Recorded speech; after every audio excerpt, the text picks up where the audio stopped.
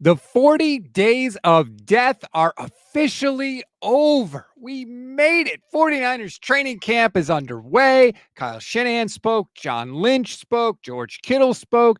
And Nick Bosa even had a little extra facial hair. We'll get into all the weirdness today on Bully Ball.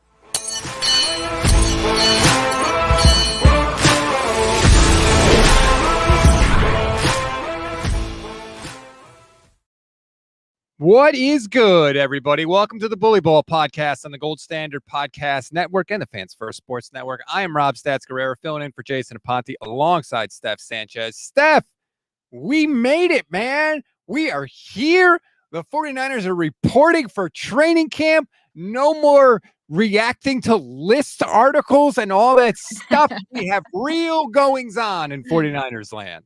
Oh God, thank God, man. I really, I do it for you, Rob. I come on here and I talk about those rankings and those lists, but I'm so done with it. And yeah, I don't know if you heard, you mentioned that Bosa is live right now. I haven't seen the clip, but apparently he said I annoyed him. I don't know why do people keep asking him about me, or I need context. I need the clip. But yeah, I just saw that right before we went live. I'm like, what happened? Ooh, interesting. I have to go check that out. I haven't seen it because it was like you said, I was trying to get ready for the start of the show. We're going to get into the reactions from what they said and all that stuff, but we got to begin with the hard news. We are a news first organization here. The most important stuff is going to be right out of the gate. Kyle Shanahan, why the hell did you grow a mustache? In my off season because I'm out of boredom, but I got very used to it and I liked it. Because my wife did, but I knew you guys would talk about it too much, so I had to shave it yesterday. Boo, Kyle Shanahan. Boo. You should have kept it. Boo track. He's conservative with field goals. He's conservative with the facial. He didn't want to come into camp with it. I think it would have been awesome. It would have been a nice distraction from some other things that are going on and that he's being asked about. So we loved the look. He even said his wife liked the look. So what's the issue here? Why shave it?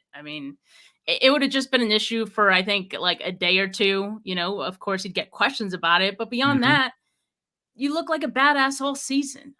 Why not? Oscar Alfaro, YouTube channel member, says Steph is a better Bosa than Bosa. I totally agree, Oscar. See, love the YouTube channel member, fam. If you want to become a YouTube channel member, please do. It's less than $3 a month. It's a great way to support the show and the network. You get custom emojis, membership badges, priority comment response, and you can enter the Gold Standard College Football Dynasty League. We're doing an online Dynasty League. I'm told you can do cross-platform, but you have to turn it on if you have a PS5, or I guess maybe if you have to have an Xbox. I don't know. I'll have to go check that out, but we can do it. Go to the YouTube community page, leave your gamer tag on there, become a YouTube channel member. You do those two things, and I will get you the info so you can sign up and join us for that. All right. Wasn't a ton of hard news that came out of the press conferences, but there were a couple of things. First things first, Steph, Brandon Aiyuk showing up for camp. Are you surprised? I'm very surprised. I think because I was expecting him to hold out completely. Now, him reporting doesn't necessarily mean he's going to participate. Obviously, at this point, we can assume he's going to hold in, just like Deebo Samuel did a couple years ago. But I wasn't even expecting Brandon Aiyuk to report. And based on what a lot of media people were saying, it was Adam Schefter, right, that said yesterday with the Pat McAfee show, he said he expects him to not report. And so I was going based off of that. I think also with the trade request coming like not too long ago as well, all of that still being fresh, all of it still feeling very tense at this moment. I definitely was not expecting him to report at all. But even if him just being in the building, I think is good. Now, I know we'll talk about it more extensively, but John Lynch, just talking about this negotiation, let's just say he used the word tough several times. He absolutely did. A lot of questions about the negotiation, as there should have been. I just saw a tweet from John Chapman who said, I was excited about the 49ers press conference today to learn about the team. First 20 questions, all speculative on Brandon Aiyuk with a head slap. Yeah, John, that's the story. That's the biggest story with this team. Who cares about some canned response about the backup tight end on the first day of training camp when they haven't even practiced? Of course they should be asking about Brandon Aiyuk. That's the most important thing. Like, for once, the 49ers press corps actually did a good thing and got it right. Yeah, I thought they did a good job with the line of questions. And one of the main questions that I was really wanting to have asked, and I think it was Grant that asked it, is why they seem to prefer to wait this long. That's not Grant's question verbatim, but like basically what they asked John Lynch, and John Lynch was like, I don't like to wait this long. And I call BS on that. Like, I don't know, just like the way that all of these negotiations go, like if you really truly wanted to get this done, I think you would earlier. Now, sometimes that may mean that you end up paying the player a little bit more and you're less tougher in these negotiations. But I think what they really like to do is they like to stand firm on the price that they want a player for. And that's what makes it take so long as it does. So kind of indirectly, like I get it. Maybe he doesn't like that it takes so long, but at the same time, like the 49ers do contribute to it taking as long as it does. And I hope they see their part in that. I mean, it's a trend at this point, so it's not something we can totally ignore. He did say they started the Aiyuk talks earlier than they have with other guys. He said, we started them earlier than we have with other guys. Take that for what it's worth. We do know they were negotiating after the Super Bowl. Brandon Aiyuk said that they almost had a deal done after the Super Bowl. So the Niners did start pretty quickly when it comes to all of that. We are where we are. The market went up. The 49ers don't seem to care or want to acknowledge that in any way. And so now we wait. And I thought this was interesting because John Lynch, it was brought up to John Lynch. Hey, when it comes to Nick Bosa, you said, hell no, we're not trading him. Like, that door is closed. It was never open. So, John Lynch, are you willing to say the same thing about Brandon Aiyuk, that you won't trade him? I did say that with Bosa, and I felt that way. But, you know, I think, again, no absolutes there. We fully intend on Brandon being a Niner moving forward. We're always open to listen to things. But like I said, we expect Brandon to be an integral part of our team like he has been, and excited about that. He left the door open. You know, yeah, him saying this in July, like reporting day of training camp is crazy, because he did leave the door open. He said we like to listen to things. That's, I mean, that tells you, I guess, like how difficult this negotiation has been to this point. And they are not budging. That's what it tells me, is like they have their flag in the ground and they are not moving. And it was funny, you know, at first he started to make the joke that he always makes when they talk about, will you trade this player? He started to go well, Kyle and I always talk. We always say we would trade each other if we got a good enough offer. And he stopped himself. He actually didn't go down that route. And then he said the answer that I just played, which you know what? Credit to you, John Lynch. You're finally learning. But if I were another team, I'm absolutely calling the 49ers and re-asking one more time. Are the chances remote? Yes, because what are you going to give the Niners back? But he could have slammed the door, and he left the door open, and he did it for a reason.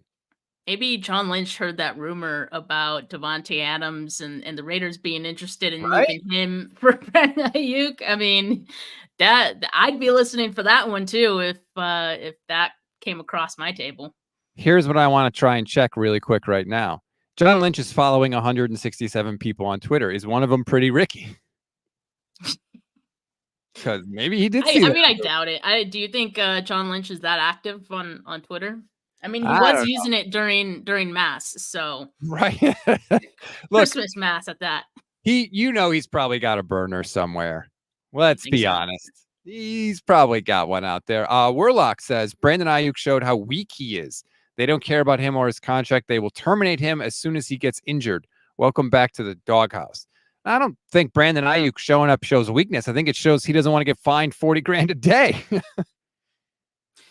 Yeah, and again, like I think it was surprising to me because like I think he was going to stand firm. Not that he isn't standing firm by reporting, but I think he wanted to make a statement by like not showing up. That's Mhm. what I thought at least, but obviously he's not interested in losing any money in the process. So I can respect that.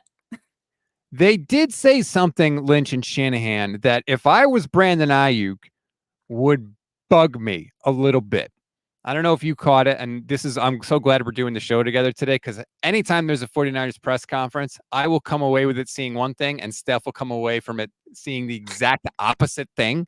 So this is good that we're here together for this. They asked John and Kyle about Christian McCaffrey and how important it was to get Christian McCaffrey's deal done in the offseason. Take a listen to this and you can decide for yourself. He's a pretty good football player. Very important. Yeah. You know, it's always tough with all this stuff. Just everything that the question guy is asking pertaining to contracts and stuff. And that's a whole challenge that you got to understand the market and how that works in the league, and you also got to understand what works for our team and how to build your own team with it. And there's two things that you're constantly weighing, and it's not easy to figure out. And there's never an obvious right way or wrong way. You try to figure out the best way, and it's a lot of stuff goes into that. And to be able to get Christian here with what he's done the last couple of years and what we plan on him doing for the next few years, we were really excited to get that done and felt great about it. Okay, if I'm Brandon Aiyuk, what I heard was Christian McCaffrey's really important, so we got his deal done fast. What that tells me is they don't think I'm important, right? Well, Christian McCaffrey, pretty good football player. Well, with what we plan to do with him, there's two ways to build your football. If I'm Brandon Aiyuk, I did not love that answer. I mean, yes, but it's Christian McCaffrey. Just like what we were talking about with Nick Bosa and how they said, no, we would absolutely not entertain any trade for Nick Bosa. It's the same thing with Christian McCaffrey. And honestly, like, had they kind of just answered that, I get that you can't just say, like, this player is better than this player, but I'm sure there's a way to dance around that, and everyone would understand objectively that, yeah, Nick Bosa and Christian McCaffrey are better players at their respective positions than Brandon Aiyuk is to the receiver position right now and to this team right now. So, I mean, I get it. I would have said the same thing. I would feel the same thing about Christian McCaffrey, about Nick Bosa over Brandon Aiyuk. And what I think it told me more is that is probably how the 49ers feel, and that's probably what's holding up this negotiation to this point. And why the 49ers are standing so firm, and why Christian McCaffrey, as soon as he asked for money, yeah, he got it right away because he is that important. Yeah, I don't think the 49ers think that Brandon Aiyuk is that important to their team in comparison. Sorry, my daughter's down here in the studio, so to speak, and just She's wanted to hyped for remind. training camp as well. That's right. I just want to remind her to be a little quiet when Dad's recording. Kali Young says, "I heard it also." Robin commented in the chat. See, my thinking is spreading, Steph. It's spreading to the fandom. Finally, it's taken a few years, but Like a disease. I wasn't going to say that, but gee, thanks. It's no secret that the offense runs through Christian McCaffrey. We saw it. Christian McCaffrey had more red zone touchdowns than Debo, Ayuk, and Kittle combined last year. The offense runs through 23. But I was just surprised at the way Lynch the way John looked at Kyle at the beginning. Pretty good player there, right? Brandon Ayuk's like, hey, guess what? So am I. Yes, it's same but different. I mean, come on. Like, everyone knows that Christian McCaffrey is like better, more valuable to this team than Brandon Aiyuk is right now. And I think that will always be the case. And that's why, like, they also went ahead and talked about just like the long-term impact that they want Christian McCaffrey to have on this team. I'm not sold that the 49ers want Brandon Aiyuk long term at a specific price, at the price that Brandon Aiyuk wants, right? Like, I think they don't want to commit that amount of money to Brandon Aiyuk right now. I think that's why the 49ers would probably be comfortable with having him play out on the 5th-year option, so they have a larger sample size to then make a more educated decision. And then also, like, you get this season, 2024, this last window out of the way. Like, I think they really want to wait to see how this season goes to make certain decisions. And they probably wish that, the Brandon Aiyuk deal, maybe they could make a decision on that after the season. Well, technically they could, right? Mhm. But yeah, so I'm not sold entirely, but I don't blame them for having that reaction on Christian McCaffrey, but it did kind of feel like a slap in the face, right, at that point. All right. So now it's spreading to you too. Good. Finally, I like this. Daza0187, YouTube channel member, says, how much of the Brandon Aiyuk signing experience is a prelude to the Brock Purdy offseason, particularly if the market heads towards 60 to 65 million per year? The Niners have made no secret of the fact that they are bracing for it. Jed York essentially told everybody before the Super Bowl last year that they're going to sign Brock Purdy, that they know what the market rate is. You might think it's high, but the market rate is the market rate. Funny how that doesn't seem to apply to wide receivers, apparently, but at least with quarterbacks, Jed York is telling you, like, they're going to pay this guy. So I think that they are factoring that in, but you also, like, you should have seen this coming. You know, the wide receivers that were up for contracts. So it's not a shock that, like, that you can't be caught off guard by the market going up. Yeah, I think they definitely are preparing and thinking ahead on what this Brock Purdy deal might look like, at least like a large range that you can sort of look at. I mean, we already have the Trevor Lawrence deal that happened this offseason. Jordan Love, I think, will probably get done before the season begins or shortly thereafter. And I think that's, of course, going to have a lot of implications on Brock Purdy's deal as well. So just I guess from their perspective, you've already waited this long to get this Brandon Aiyuk deal done. You might as well wait a little bit longer to see what more information you can get about other quarterback deals, at least the Jordan Love one, because I think that's one that could be pretty comparable, and that's going to be the new floor for Brock Purdy. And Yep. I think you don't want to wait too much long after that. You definitely don't want more quarterbacks coming into the picture after that one gets done, to start negotiating with Brock Purdy. At least that's the way I see it. But yeah, I mean, I think the 49ers getting more information as to what to expect for next season or Brock Purdy's deal is going to either help them or hurt them in terms of being able to get Brandon Aiyuk done. But that's why I think like they feel hesitant to commit to anything to not Brock Purdy, Brandon Aiyuk Brandon Aiyuk. right now for that reason, I think. If I'm a 49ers player, I would have my eyes on that Brock Purdy contract, because I will bet you all the money in my pockets that he will have a contract before July. I bet you they sign Brock Purdy right quick and in a hurry. And Next if I off were, season, you're saying. yes. And if I was all the other vets on that team, I'd be like, oh, interesting. Didn't have to fight and claw tooth and nail to get that deal done. Now we're a long way from that. I get that. But I bet you, Steph, when it comes time, I bet they sign him hella quick. Rob, it better be before July. Like it better be before the draft, quite honestly. Like Yes. I want this is one the normal strategy I don't think should work. But then again, I said that about Nick Bosa as well. I mean, but Nick Bosa was looking to be paid as the highest paid quarterback at the time. I think Brock Purdy is going to be close to that, but like I think you've already made it clear that you want to pay Brock Purdy. And so it's one of those things where like I don't think the team has as much leverage in the situation as they have with, Brandon Aiyuk, for example, in this case. So yeah, I think the earlier the better. And I don't know if you caught this to kind of like pivot a little bit. I don't know if you saw Diamador Lenore was on with Kay Adams this morning, I and did. he was asked about how his negotiations are going, and he actually said like, "Hey, like yeah, they're going well," which I was surprised to hear that he's already having those conversations, because I kind of figured that they would wait till the end of 2024, see how it plays out, to see which corner between Lenore and Mooney Ward they would, commit to long term.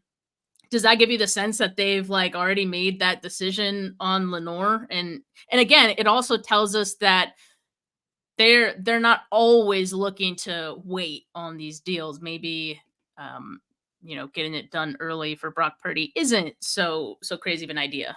Well, remember, Dre Greenlaw, like out of the blue, got a new. Nobody was even talking about that. I think if you're willing to talk at the number the Niners want you at, I think they can move very quickly. And I think that's what happened with Greenlaw, and maybe that's what's happening with Lenore. I have no idea. And look, part of this too is the player.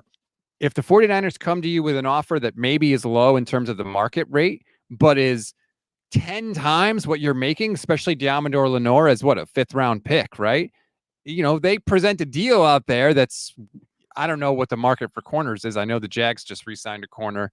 If it's $20 million a year, whatever it is, even if you could get more, when somebody has $20 million on the table in front of you and you've been making, 6 figures, and all of a sudden you get another comma in that salary, like that's a big, some guys may be like, good, I'm good with that. Like, let's take it. Right. So maybe they are having those conversations. I hope they are. I hope it's good. And that would be phenomenal if they could get that deal done.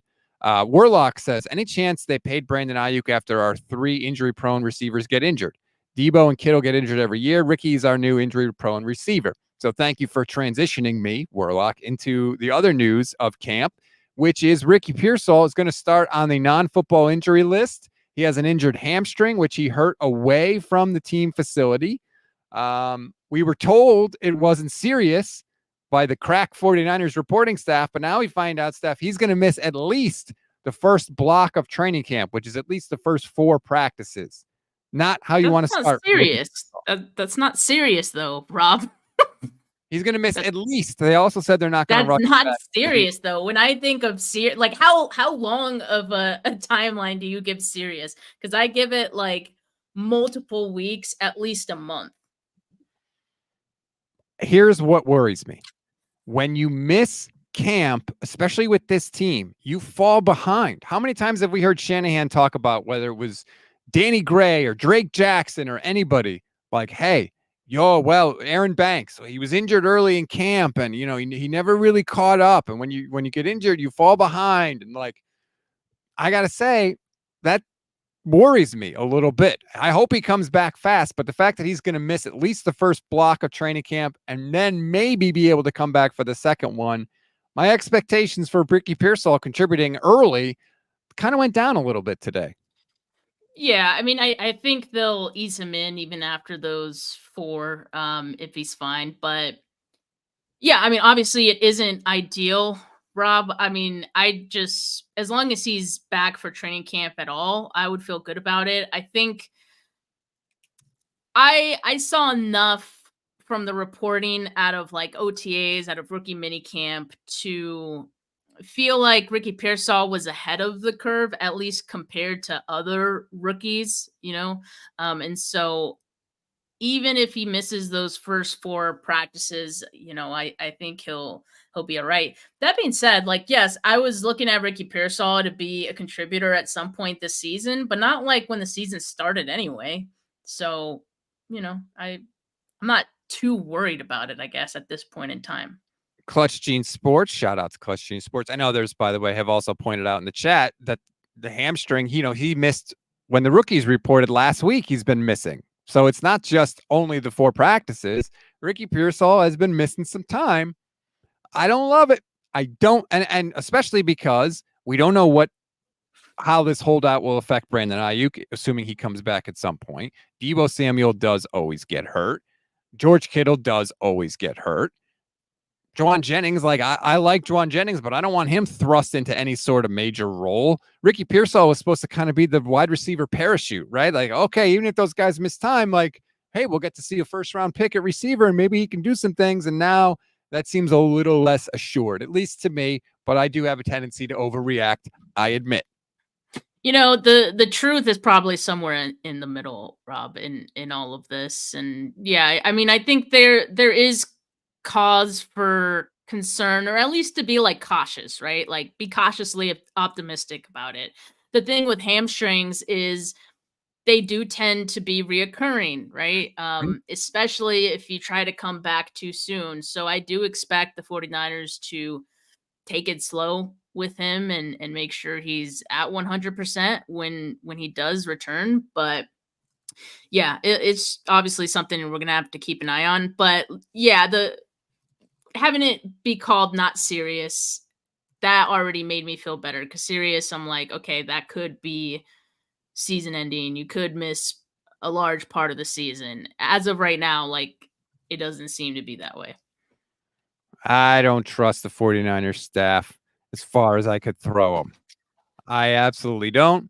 They say it's not serious. We'll see. That's all I'm saying. I don't trust it. You know, we had no 49ers beat writer talk about the Brandon Aiyuk trade request. And I was doing a show with Grant and I called him out on it and all the 49ers beat guys. Mike Garafolo's breaking that news from the golf course. No 49ers person had that news. Yet Ricky Pearsall gets placed on the NFL injury list, and 2 minutes later, we got guys on the 49ers beat saying, oh, it's not serious. It's not serious. So it's like, oh, you can get information when you want to get information. Interesting. Perhaps maybe try and do that a little more instead of like Grant did with me and others on the 49ers beat have done. I believe Arrows did this too. Throw up your hands and say, oh, well, NFL media gets fed all the stories. Maybe, I don't know, try. Yeah, they definitely don't get fed all the stories. And I mean, wasn't it because it was on the transaction wire or like an official like NFL wire of some sort, like communication, that's why he caught wind of it? Yeah, I mean, that's what happened was that they had to report it like it was a transaction with the league. That's how that news came out. Yeah. They couldn't even get the customary 5-minute heads up like a lot of national insiders get. Yeah, I guess I see your point on that one. Yeah. I mean, I know it's par for the course with this crew. It's fine, but you know, just throw up your hands. Oh, nothing we can do. I mean, it's not often that the 49ers like volunteer information. I was surprised that they even said what the injury was today. I thought they were just going to say, oh yeah, it's just some injury that happened outside of our facility. He's on NFI. It's going to maybe take a week or two more. Like, I thought it was going to be like so vague, but typical at least we Kyle. got what the injury is. Kyle being like, "Oh, I don't know about the injuries. Oh, I don't know." People are mad at me in the chat. They're cranky. Sorry, I'm being too negative for you guys. Buckle up. Let me just tell you, when you lose 2 Super Bowls to Patrick Mahomes, buckle up. And by the way, I'm the guy all offseason that's been talking about how much of a golden era this is for 49ers football. This is how it goes with me, Steph. I get frustrated with them during the offseason for how they run things and how they operate. But then when they're actually playing football, I'm the guy talking about how damn good they are. And everybody else I feel like is negative because they haven't won the Super Bowl. It's like you get 2 sides of the coin with Rob at all times, or at any given time. You just don't know which one you're gonna get. I literally flip a coin before going live with Rob, and I'm like, which one am I gonna get today? I do the same thing with Steph, but it's like, how good is the hair gonna be? Is it gonna be like immaculate, or is she gonna hide it under a hat? By the way, can we talk about Rob's hair today? Because he was like, I still have beach hair, and I'm like, Rob, it looks great. Like, look at the volume. Look at the volume. Does have volume. Yeah, I snuck in one last vacation to Rhode Island, and I go to Rhode Island every year, and I was literally on the beach, and I got beach hair right now, but you know, look, I'm a grinder. We come back, we throw on the live broadcast, and we keep rolling. So the Pearsall injury, not good. The other injury news, Drake Jackson, Dre Greenlaw, and Talanoa Hufanga are also starting camp on the PUP list. They can be moved off the PUP list at any time. I don't expect that to happen with Dre Greenlaw because he tore his Achilles in the Super Bowl. Hufanga said he's going to try and be ready. His goal was to be ready for week 1, so who knows how much we'll see him in training camp. And Drake Jackson, honestly, I don't really care because Drake Jackson is nothing. He's like, we know what Drake Jackson is. That is so mean. As a player, not as a human being. He has value as a human being. As a player, he's a non-contributor to the 49ers.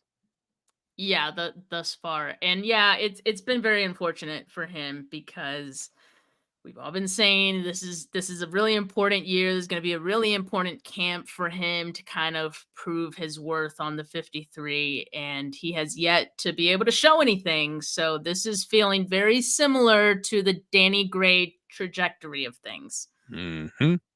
Yeah, I mean, let's be honest. Danny Gray, is he even still on the team? Does anyone know I've never even seen Danny Gray in a 49er uniform except catching one pass from Trey Lance in the preseason. It's like the only Danny Gray thing I can even remember.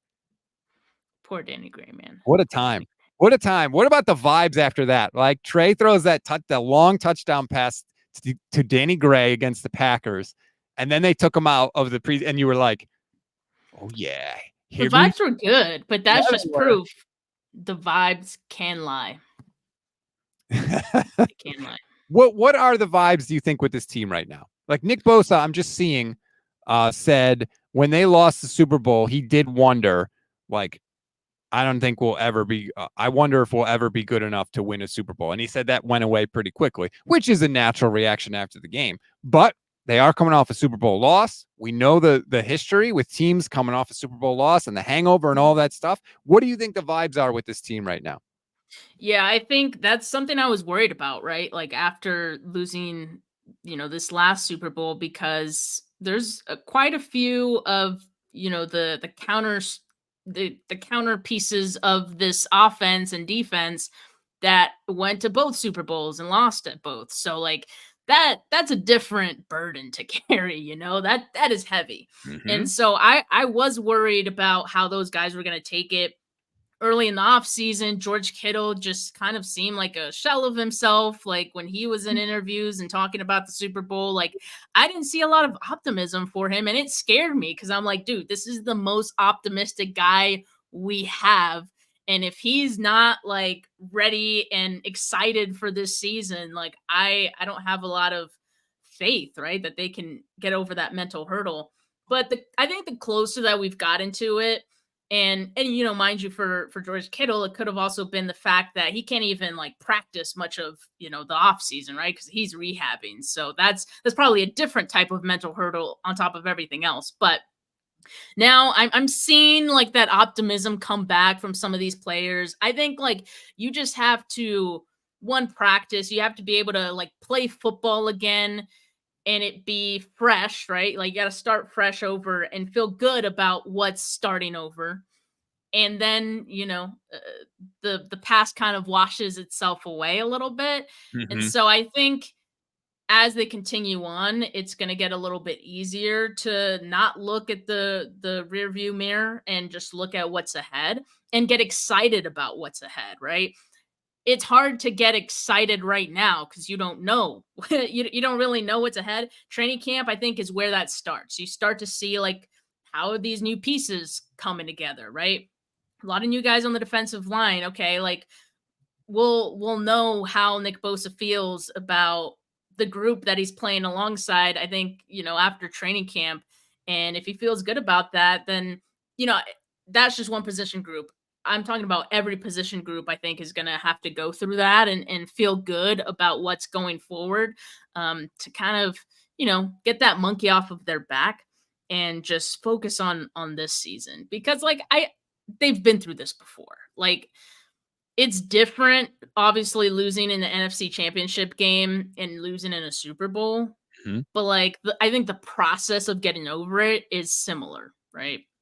Kyle talked about, because they asked him, like, what's the difference in this offseason versus the last time you were coming off a Super Bowl loss in 2019? And he was like, this one felt shorter because don't forget, COVID happened. And so that like time stopped, it felt like. So to Kyle, he was saying like it felt much, much longer.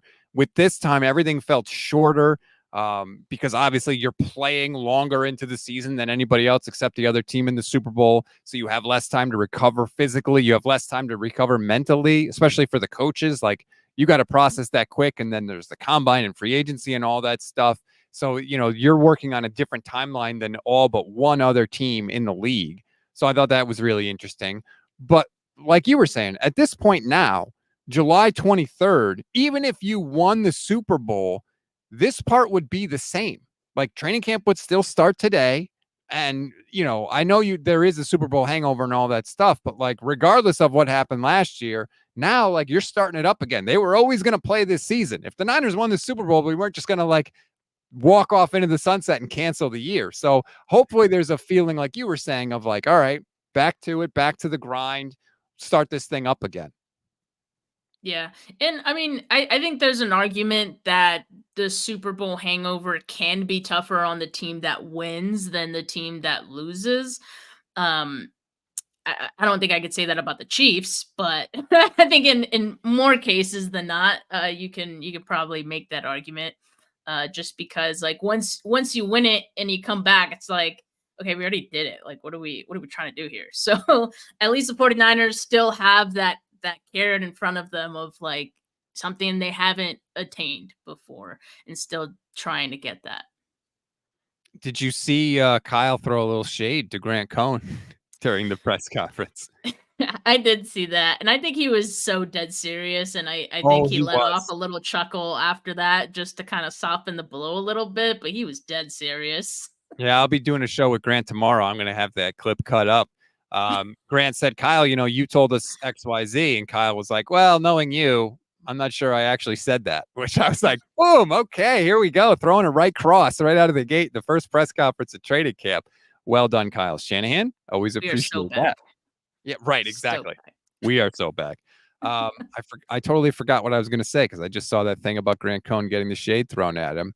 Apparently, Amari Cooper got $5 million a $5 million increase in incentives in his contract, and the Browns are like fully guaranteeing the rest of it. And so a lot of people are wondering, like, can you do that with Aiyuk? I don't know what the incentives are, but I know the 5th-year option is fully guaranteed already. So I'm not quite sure the Niners have that same thing in their back pocket. Well, I still need to. I did see the thing about Amari Cooper. I just need to read up a little bit more on it to really understand what they did. But I did see a couple people actually just yesterday, and I talked about it on my pod, bring this up of like an alternative solution. The 49ers can hypothetically offer Brandon Aiyuk a 1-year deal. That would obviously pay him more than what the 5th-year option would, maybe a little more guarantees there, obviously, and that would incentivize him to report, which he did. So maybe they don't feel like they need to do this, but he'd obviously play out the season, be happier, right? Like he'd get a good portion of money this year, bet on himself for this year, and then they can regroup after the season ends and see what they want to do at that point. But I think like that's one option that I think buys both sides some time and keeps tensions at bay for 2024. Because I think if you let this go into the season, you run the risk of there being tensions, and that could build in the locker room, and that's one thing you definitely don't want on a season that's like very much win now in this window here, right? So that's the risk that the 49ers are running here. And so that would alleviate that, in my opinion. And so in my opinion, what the Browns did seems to be a little similar to that. Well, and it would be a nice kind of smoothing out of things, right? Like George Kittle brought up again the Richard Sherman saying about contract talks, how contract talks are like braces. It sucks while you have them, but the second you get them off, it's like you forget you ever had them. First of all, as somebody that had braces, that is bogus. I hated braces. It sucked when I had them. I wish I never had them. And you do remember it, but the BA has made no secret of the fact that he has taken this negotiation personally. It would be a nice sign for the 49ers, who, by the way, have like $30 million in cap space right now, if they said, look, why don't we do a 1-year deal, $27 million, right? How about that? And we can figure it out later. And then Brandon Aiyuk might not want that, but that would be basically double what he was slated to make this season, more or less. Can you really get that upset about it? And maybe it smooths things over and helps a little. Because I do think, like Brandon Aiyuk has said, he's taking it personally. And this stuff hurts when people are talking about your value. Yeah, exactly. So I think it's an option that if this goes any further, like say we're getting close to week 1 and it still feels like things are very far apart, I mean, Why not extend that olive branch, right? It never hurts. Like what's the harm, you know? Yeah. So I hope it gets done. Kittle also said, by the way, that he lost 30 pounds after his core muscle surgery, and he was all the way down to about 214 to, that range because he couldn't do anything. And now supposedly he says he's gained it all back. He's back up to about 240 to 243. But that is wild to lose that much muscle in one off season just from having that core muscle surgery. That's a big deal. Yeah, it definitely is. And he said his wife kind of made him feel like he was unrecognizable. Which yeah, I mean he probably was at that point. And I mean everyone's body is different. And Kittle said that he's found that when he doesn't work out, he has a hard time keeping on weight. I guess most of his weight is muscle. Good for him. But yeah, it's good to know that he's able to get that back, and now is at his playing weight. But yeah, that's a big adjustment to make in the off season. That's why I'm saying, like, dude, I think the off season was particularly rough for George Kittle, for not just the Super Bowl loss, but just rehabbing and dealing with your body changing that drastically. But glad he's back, and like I said, he seems to be in much better spirits once again. Kenny says, I call BS. And if it's not BS, that's worrisome. You're not putting on 30 pounds of good weight in a few months. I don't know when George Kittle had the surgery and when he dropped the 15 pounds. And I don't know how long it's taken him to put the 15 pounds back on. I have no idea. I can't speak to that. He says he's back up to 240. Even if he's not and he's lying, he still has many weeks to get back up to his playing weight. So I don't doubt that he will be able to do it. And, as much as it stinks that he lost time working out, for a guy that is as physical as George is and that gets banged up as much as George does, it might not be the worst thing in the world that his body got a little more recovery time. Yeah, that's true. I mean, he was literally talking about it earlier in the off season, how like hurting his shoulder. He had a shoulder injury, I think, when he was like way younger. He Yeah, he wasn't tore his able to like labrum. throw a football, right? And he said that. And then after recovering from this past shoulder injury, he was able to throw a football again. Isn't Hmm. that crazy? Like how your body can like do something like that after getting hurt a second time. Like, oh, you recover even more. So yeah, I mean, it's not necessarily a bad thing that he went through this rehab. Like you said, he might come back even stronger and healthier than he was before. Let's hope. Let's make one last Yeah, run at this day. we need that. We need that. Please, like, oh, Cynthia in the chat says, hell, I can gain 10 pounds in 7 days. Well done. Yeah, Got to I appreciate that. know that feeling. I've been 140 pounds since college. Jesus Christ. I know. Yeah, you're like a stick figure, man. I know. It's fantastic. And I eat whatever the hell I want too. That's the best part. The only thing, this is so weird.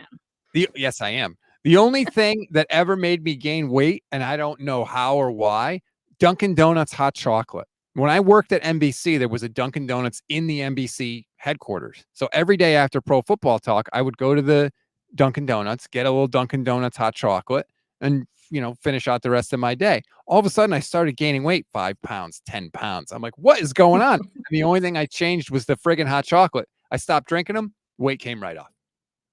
That's so weird. There must have been something else in that hot chocolate. I don't know what's in there. Definitely a weird situation. That is a story that I did not think I was going to be telling on today's show, but you never know. So that was basically it in terms of news from the press conference. It was pretty much Aiyuk, the injured guys, and that's kind of it. And those are the biggest things with the 49ers right now. I'm sure we're going to hear from plenty of players as training camp goes on. We're going to hear from Kyle and John. By the way, for people asking, 49ers in 5 will be back. I'm going to do it tonight. Training camp is here. So 49ers in 5 will be back. It'll be waiting for you tomorrow morning. So all you asking, we made it. We're here. We are through the crap. Are you still going to do your sparkling water reviews, Steph? No, the sparkling water one is done because, like, for one, I have a crazy amount of sparkling water like packs at home right now. Like I don't think I can convince myself to get more at this point. And so I've tried all the ones that I've tried, all right? Now I still have a few Olipop cans, and that's like a if you don't know what Olipop is, it's like this probiotic soda thing. It's like, all the Mm. rage now these days. There's Poppy and then there's Olipop.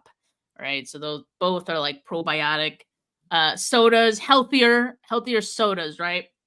And so I'm still doing the Olipop taste ratings until I run out. I have like two more. So I'm gonna do one today, I'm gonna do one tomorrow, and then I leave for camp. So it's perfect.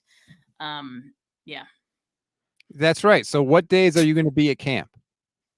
I leave for camp Wednesday night, so I'll be there for the first practice on Thursday. I still have a few tickets that I need to get. I wasn't able to get all of them. This year was just absolutely nuts as far as the tickets go. Ticketmaster sucks. But Well, there yeah, goes our so Ticketmaster sponsorship. yeah, right. So I still have a few more tickets that I need to get, but I'm gonna be there for the entirety of like the 2 weeks of camp. Can I just say what dates I need in case anyone watching has an extra ticket Yeah, to, throw it out there. okay, so I need 7/26, so July 26th, July 29, August 2nd, August 3rd, and August 4th. So I have 5 tickets and I need 5 tickets. So we'll see. Thank you at anyone that has an extra ticket to spare. If you can help Steph out, we promise we'll make it worth your while. We're going to have reports from training camp to get everything, get as much news as possible for you. We got this super chat from Daza. Do you foresee any change in the relationship between the players and Kyle this year? A number of them seem to insinuate unhappiness with Kyle after the Super Bowl. Who? Because I don't remember that, because I definitely would have picked up on it. I mean, maybe they're talking about the overtime rules stuff. I don't know. But I don't remember anyone saying they were unhappy with Shanahan. I know Juice, who, by the way, just loves to talk.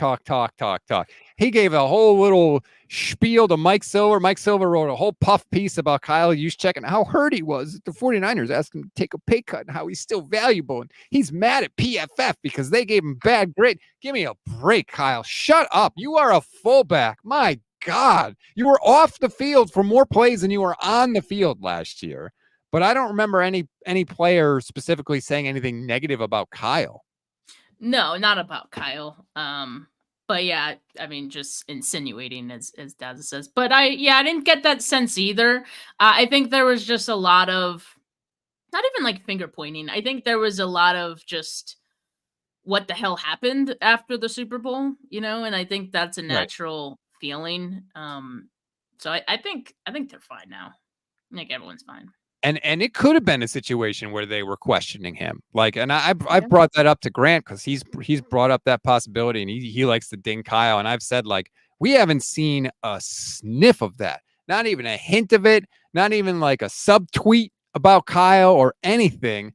With the coin toss situation, nobody has said anything. And if there's one thing that you have to give Kyle Shanahan credit for, he has always had this locker room united. Even when they were terrible in 2017 and they were losing, when they won that first game against, I think it was the Giants, they erupted like they won the Super Bowl. He has always been able to do that. And that's not a given. The Seahawks locker room fractured after they lost that Super Bowl to the Patriots. It became the defense against Russ, and there was all that. And Seattle just had to start shipping guys off.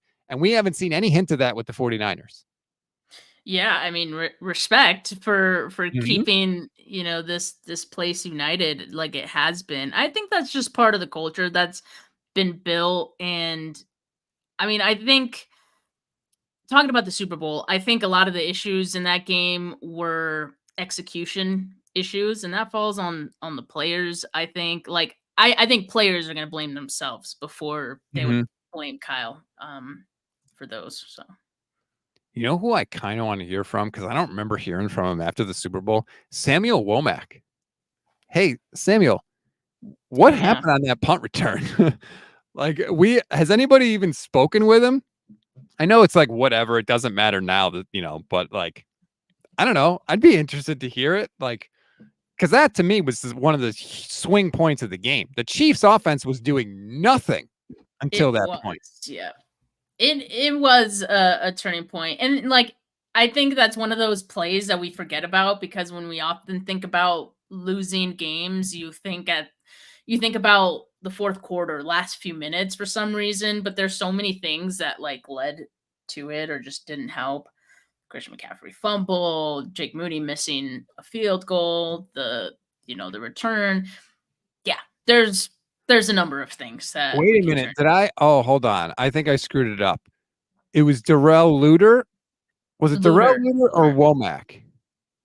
I think it was Luter. I think I got that wrong. My apologies. Sorry about that. It was Darrell Luter Jr. Thank you, chat, for correcting me. And he did say it was a sucky feeling. It kind of makes you feel like it was all on you. Well, I don't want to say it was all on you, but you're like, well, I apologize to you, Sam Womack. My bad. Did not mean to put that on you. That's my mistake. That's not fair. You had no part of it, so it shouldn't be your fault. Darrell Luter. Okay. Well, who knows who it's going to be next year, the next defeat. But I'm ready to be hurt again, Steph. I am ready. I am so ready to have my heart broken. Yep. Like I was every time. Not feeling it for a large part of the off season, but now like I'm totally on board. Completely. This is a toxic relationship, Rob. Yes, because 9 times out of 10, they're going to do nothing but hurt you, and they will never love you back. I am totally down with that. I agree completely. And this is during the good times. Imagine when the team sucks again. Then it'll really be toxic. Yeah. Anyway, all right, everybody. Enjoy the rest of your Tuesday. Steph, thanks for letting me pinch hit on your show. I appreciate it. And for doing this on very short notice, because I know I didn't think I was going to get back from vacation in time. But once Kyle and John had the press conference, I packed the family up into the car and we hauled ass back to Connecticut. So thank you for having me. And let's go. We're back, baby. Let's go. Peace.